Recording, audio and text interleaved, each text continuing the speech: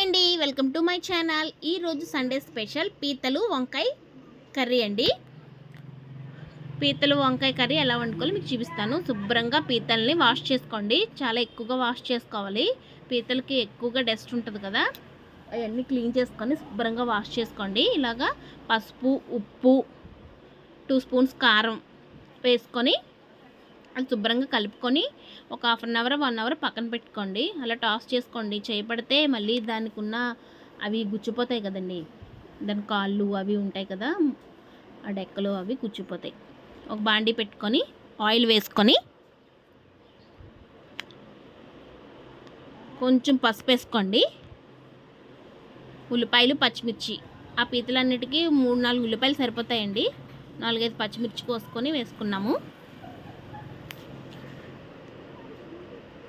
అవి బాగా ఎర్రగా వచ్చేదాకా వేపుకోండి. అదిగోండి, చూడండి ఎర్రగా వచ్చింది. అప్పుడు మనం వంకాయలు కట్ చేసి వేసుకున్నామండి. ఇదైతే చాలా టేస్ట్ ఉంటుందండి. ఈ వంకాయలది గ్రేవీ లాగా మసాలా కర్రీలా ఉంటుంది. ఇన్ కేస్ వంకాయలు లేకపోతే చింతపండు పులుపు కూడా వేసుకోవచ్చండి. యాక్చువల్లీ పీతలు చింతపండు పులుపుతో కూడా బాగుంటుంది. మేము వంకాయలు వేసి చూసాం. ఆ వంకాయలు కూడా బాగా ఎర్రగా మగ్గిపోవాలండి. ఉల్లిపాయలు మగ్గిపోయినట్టే వంకాయలు కూడా మగ్గిపోవాలి.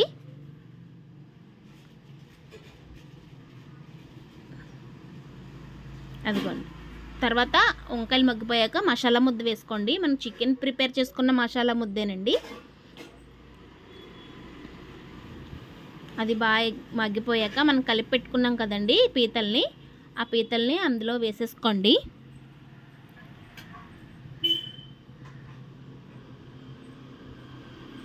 చూడండి, అంటే పీతలు మజ్జికి 2 రకాలుగా కూడా చేసుకోవచ్చు. మేము పీత బలంగానే వండాము, బాగా కనబడుతుంది కదా అని. అది మజ్జికి కోసుకొని వేసుకుంటే ఉప్పు కారం బాగా పడుతుంది. తర్వాత 2 స్పూన్స్ కారం వేసుకున్నామండి. ఆల్రెడీ పీతలకు పట్టించాం కదండి, కొంచెం తక్కువ వేసుకోండి. అంటే ఎన్వి కర్రీ కదా, కొంచెం స్పైసీగా ఉంటే బాగుంటుందని మేము కొంచెం ఎక్కువ పెట్టుకున్నాం. తర్వాత వాటర్, పీత ములిగే వరకు వాటర్ పోసుకోండి. మేమైతే 2 గ్లాసెస్ వేసుకున్నాం.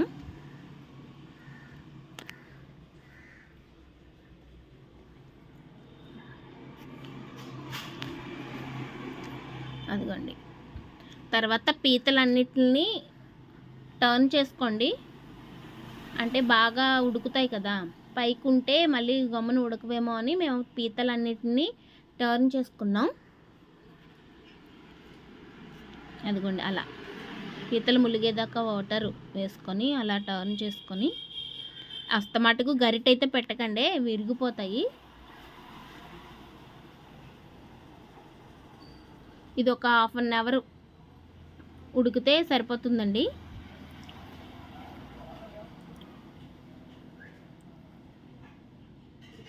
చాలా టేస్టీగా స్పైసీగా ఉంటుందండి. కోల్డ్ వచ్చిన వాళ్ళు తింటే దెబ్బగా కోల్డ్ తగ్గిపోతుందండి.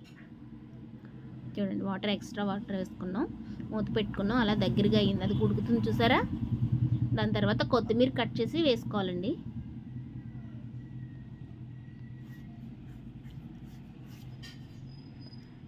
తర్వాత మూత పెట్టుకొని అది దగ్గరికి ఎగిరిలాగా అయిపోతుందండి. అది చూడండి, అయిపోయింది. ఎలా ఉడుకుతుందో చూడండి. మరిన్ని వీడియోస్ కోసం నా ఛానల్ని లైక్ అండ్ షేర్, సబ్స్క్రైబ్ చేసుకోండి ఫ్రెండ్స్. Bye bye.